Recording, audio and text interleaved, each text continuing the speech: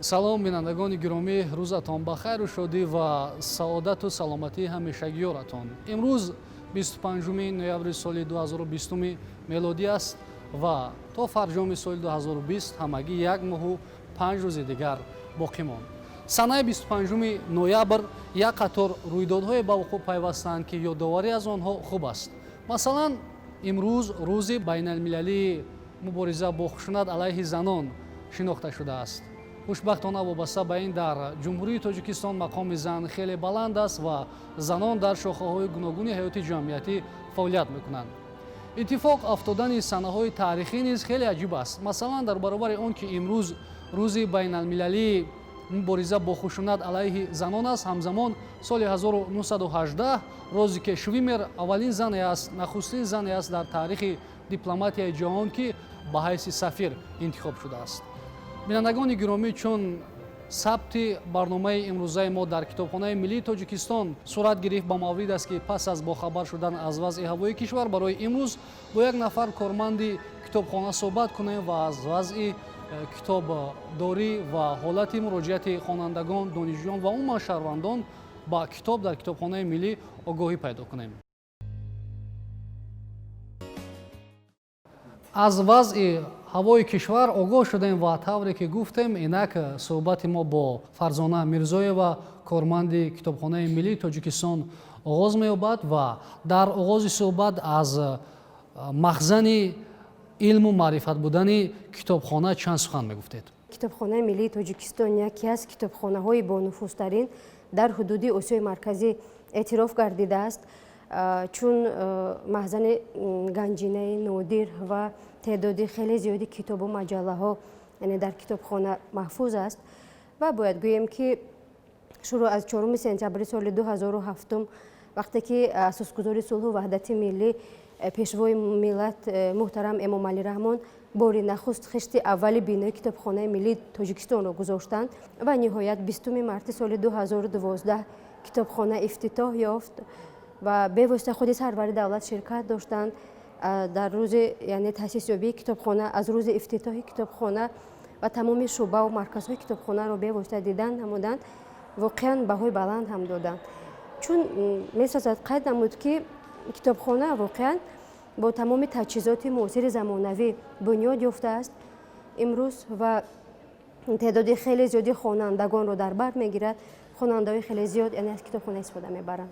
воқеан ҳам имрӯз асосгузори сулҳу ваҳдати миллӣ, пешвои миллат муҳтарам Эмомалӣ Раҳмон барои босавод гардидани ҷомеа таваҷҷӯҳ доранд ва имрӯз бубинед дар Китобхонаи Миллии Тоҷикистон ҳудуди 500 нафар яъне кору фаъолият мебаранд ки наздик ба 70% онҳоро бонувону занон ташкил мекунад, ки ин ҳам яъне баланд бардоштани яъне мавқеи зан дар ҷомеа аст.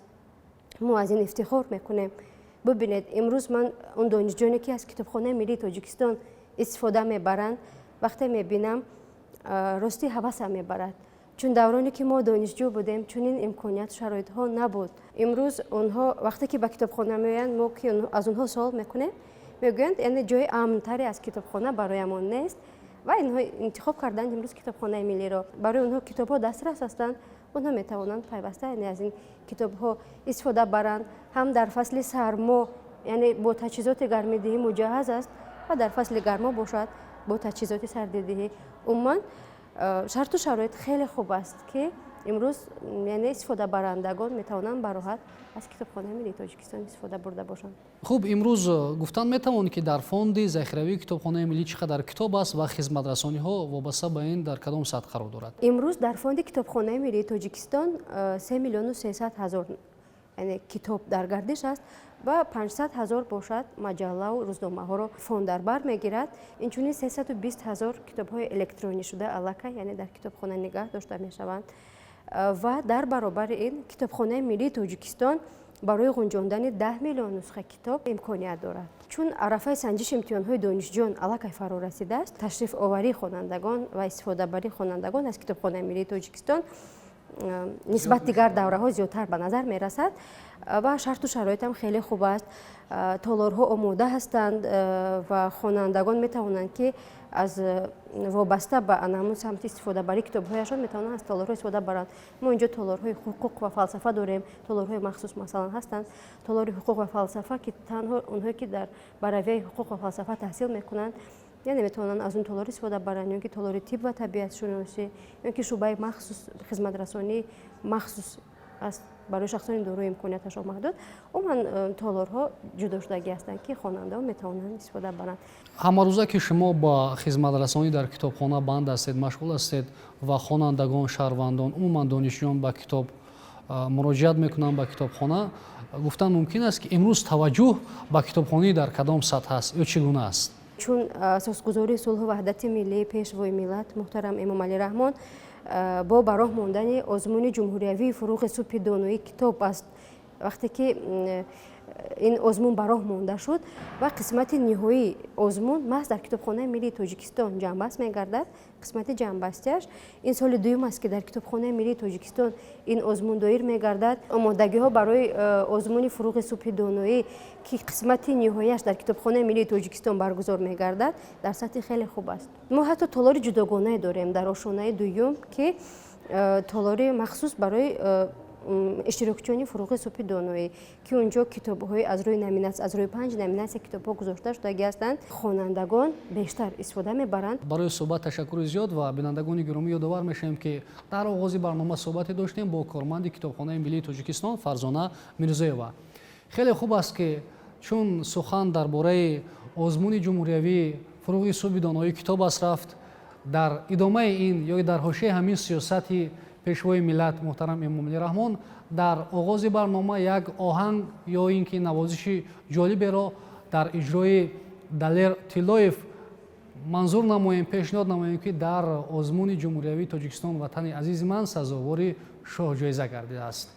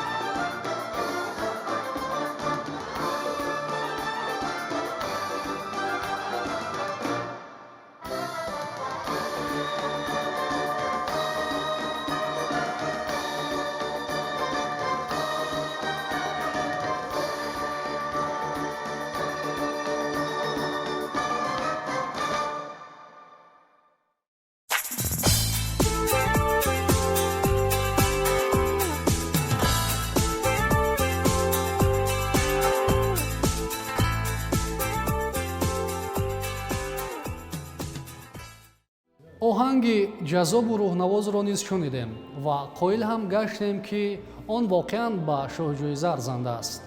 акнун хело бамаврид аст, ки бо ҳамин рӯҳияи болида ба тамрини пагоҳирӯзӣ машғул шавем. табибон тавсия медиҳанд, ки нафароне, ки сирри ҷавон монданро меҷӯянд, онҳо бояд донанд, ки ин сир дар тамринҳои пайвастаи пагоҳирӯзӣ ниҳон аст. ба варзиш машғул шавед, то ин ки ҷавону зебо ва хушзеҳну чолок бошед.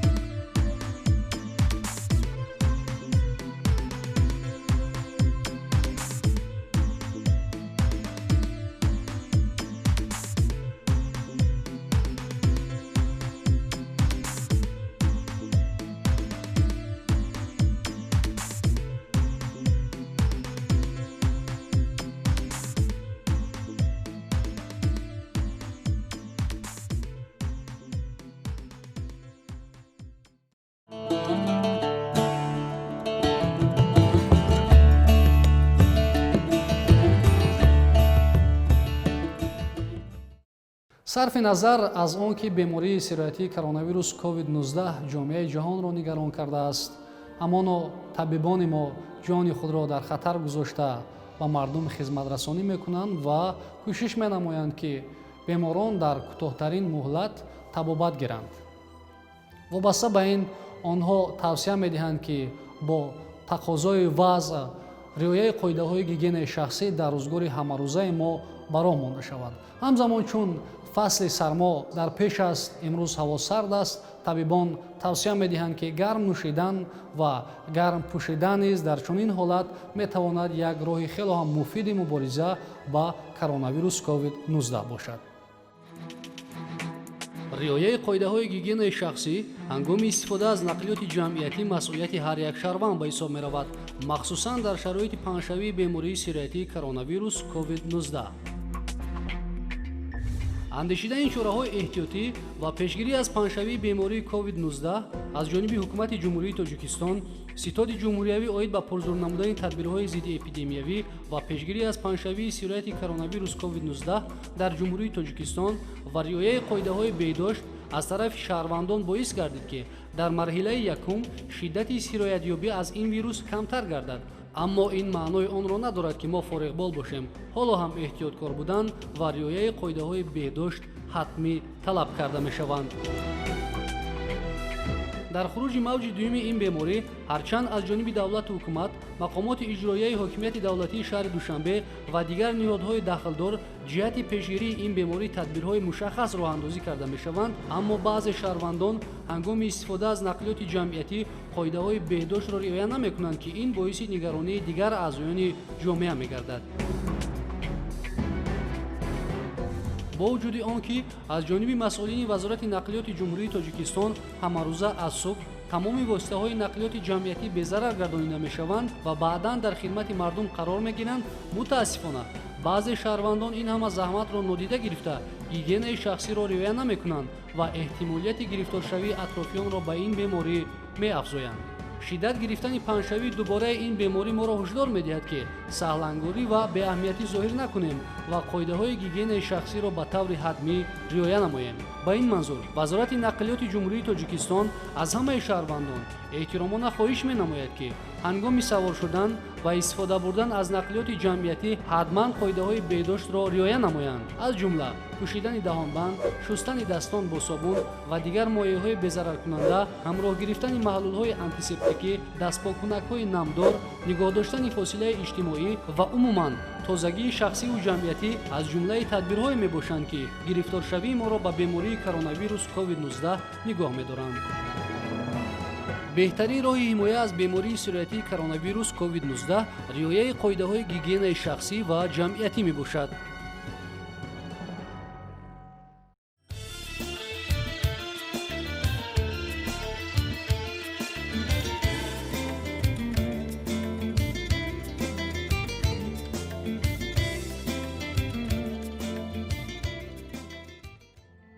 азбаски беш аз 93% ҳудуди ҷумҳурии Тоҷикистонро кӯҳҳо ташкил медиҳанд, аз ин рӯ онҳо бисёр макон ё ин ки махзани захираҳои табиӣ ба ҳисоб мераванд. бо дар назардошти ин имкониятҳои ҷуғрофӣ имрӯз соҳаи геология дар кишвар аҳамияти бештар пайдо кардааст ва ҳамон рушд мекунад. вобаста ба ин ҳоло гузориши ҳамкорамон Шаҳло Раҷабзода манзури шумо мегардад. яке аз ҳадафҳои стратегии ҳукумати ҷумҳурии Тоҷикистон ин саноаткунонии кишвар аст, яъне аз кишвари аграрӣ саноатӣ ба кишвари индустриалӣ аграрӣ табдил додани Тоҷикистон мебошад. бо бунёду ба истифода додани корхонаҳои саноатӣ барои истеҳсолоти ин корхонаҳо ашёи хом зарур аст.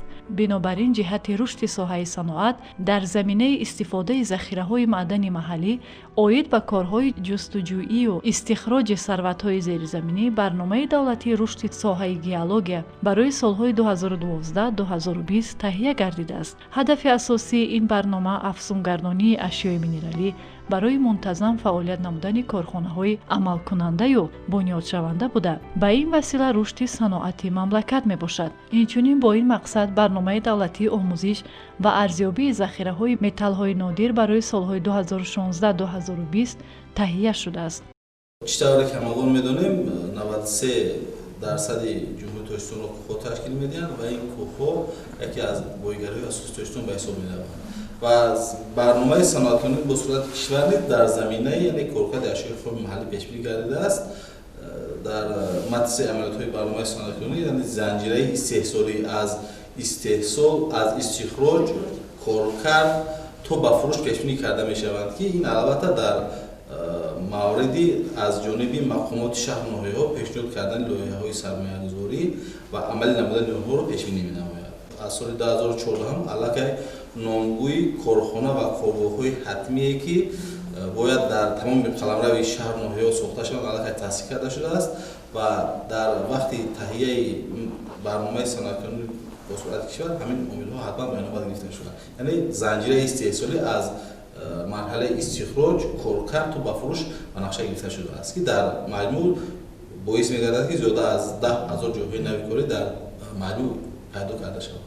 саноати ҷумҳурӣ аз қисмҳои аз самтҳои асос гуногун иборатанд ки онҳо истихроҷи яъне ки маъдан, истеҳсоли масъулияти сохтмонӣ, соҳаи коркард яънеш иборатанд ва дар маҷмӯъ дар ҳама соҳаҳо нишондоҳҳои назаррас хеле ҳам ба мушоҳида мерасанд ва имрӯз бовари тон гуфта метавонем ки аллакай қадамҳои аввалин дар самти саноаткунонӣ бо сурати кишвар гузошта шуданд ва ин иқдом минбаъдис идома дода мешавад.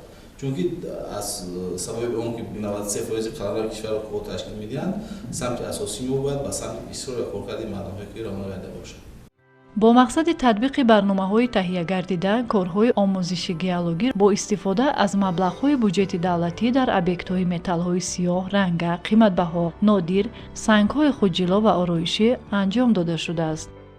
сохтори геологии Тоҷикистон ки мураккаб аст албатта ангишт кашондани ангишт яъне ки чи аст камтар гарон меафтад чунки ҳам мо бояд ба таври зеризаминӣ یعنی که استخراج کار کرد کنیم غیر از این با کشوندن آنها و ماشین که است البته گرانتر میافتد. برای همین باید که ما به شکل تاجیکستان به شکل کامپلکسی استخراج کانهای انگشت رو برای مونیم. مثال ببینیم که کان انگشت فونیغنو، کان انگشت شیشکت، کان انگشت اوزون، اینا کانهای انگشت هستند که در ترکیب این انگشت ها متال های نادر و نادر زمین موجود هستند. از اون جمله گرمانی و اسکندی متال های استراتژی هستند که مثلا فونیغنو با کان انگشت فونیغنو استخراج می شود، لیکن متاسفانه همین متال ها چی؟ یعنی که استخراج کرده گرفته نمیشن. ما میتونیم که از خاکستر این انگشت ها همه متال ها رو چکار کنیم؟ استخراج کرده گیریم که ارزش نرخ انگشت رو چکار میکنه؟ با پس میکنه. امروز تقاضای زمان است که در تاجیکستان با استفاده از نظریه‌های علم گئولوژی، استخراج، ذخیره و کارکرد کندنی‌های فایده‌ناک معدن‌های محلی به راه مانده شود. از کان‌هایی که در کشور ما موجود است، انگشت، سرب، روح، میس، ویسموت، سرما، سیماب و غیره را استخراج کرده کارخانه‌های صنعتی را با این اشیاء خام تامین نمودن ضرور است. اگر وقتی استخراج متال قیمت‌ها از اون جمله طلا گریم، قراره که ما ببینیم که در تمام منطقه‌های جمهوری تاجیکستان کان‌های طلا یا که ظهورات موجود هستند. از اون جمله کان‌های طلای پشت خورده. استخراج و ذخیره متال‌های رنگه، سنگ‌های قیمت‌بها که در کوهسار جمهوری فراوان است، برای رشد صنعت کشور ضرور میباشد. کان‌های محفوظ بوده و هنوز استفاده نگردیده اگر مورد جستجو یا استخراج قرار گیرد، پس طلبات کارخانه‌های صنعتی با اشیاء خام تامین می‌شود.